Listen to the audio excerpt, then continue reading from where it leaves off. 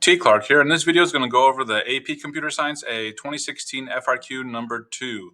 So on number 2, there are 3 parts. The first part, though, it says will be involving, so the whole question 2 involves 2 classes that are used to process log messages. So here's a list of sample log messages given below.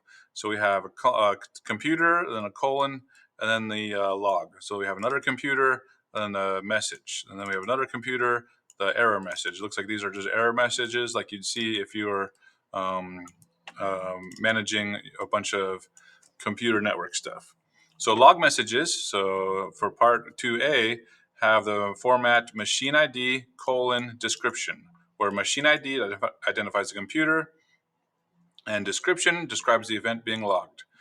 Exactly 1 colon appears in a log message, so there's not going to be any more than 1.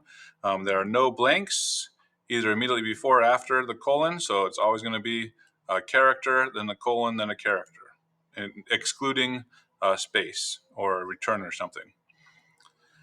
Okay, so the following log message class is used to represent a log message. So we have the normal class declaration, we have the private string machine ID, private string description, so 2 strings. We have a precondition, we have a constructor log message, which takes a message, and it's a valid log message. So like I said, it'll have 1 colon, it won't have more than 1. And that's what we're going to do in part A. I'm going to ignore part B right now.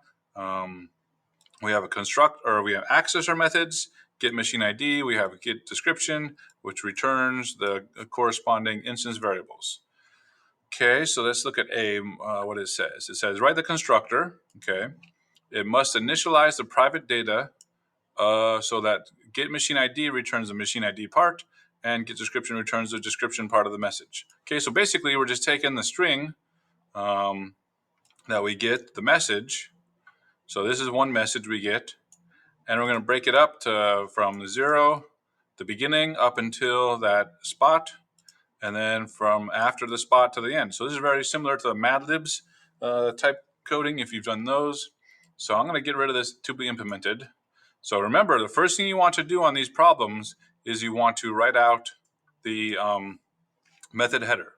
So that's what you copy it exactly as it says. In the old FRQ pages, you just be writing on this page right here.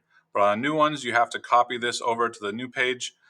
You don't need the precondition stuff up top, but you do need the public whatever. So that's the first thing you should write. And then I'm going to say, okay, I need that index. I need to find out where that colon is. I'm going to look over at my reference sheet just in case, and I say, okay, how do I find a spot in my strings? I go to my string class section, and I see index of, okay? Returns the index of the first occurrence of stir. And since it's guaranteed, the message is guaranteed, where is it? Is valid, I don't have to worry about any of that -1 or anything. It's guaranteed to be there, so I'll say int colon C index, that's fine, equals message dot index of, and then that's my colon. So that's how I get my index. Then I want to say machine ID is going to be the string, is going to be the substring of the message from starting at the beginning. So again, substring is starting at the beginning up into not including, right? It's what's going on? Why isn't it scroll easily? At index 2 minus 1.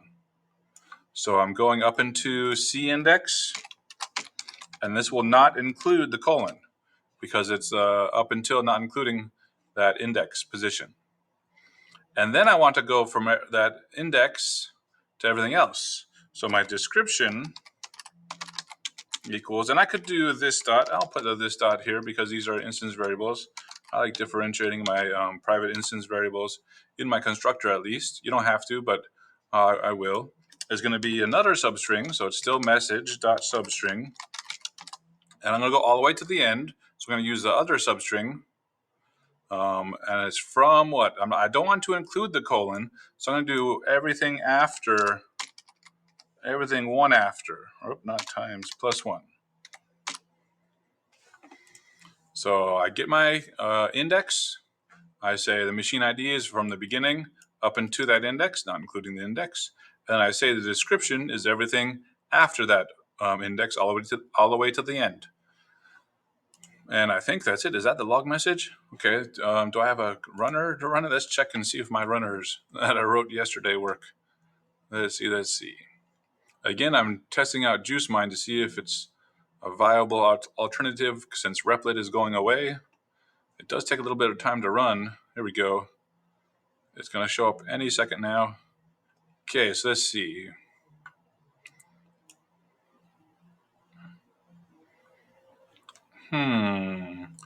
It's saying it's false even though it should be. So it looks like I got the right answer, but my runner is saying it's true or it's false. It's false. Maybe my runners are wrong. Okay, just cut it out and say, oh yeah, the helper code works perfectly. It works perfectly fine, my code. So that's 2016 2A.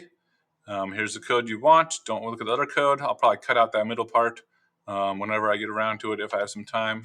Either way, have a good day.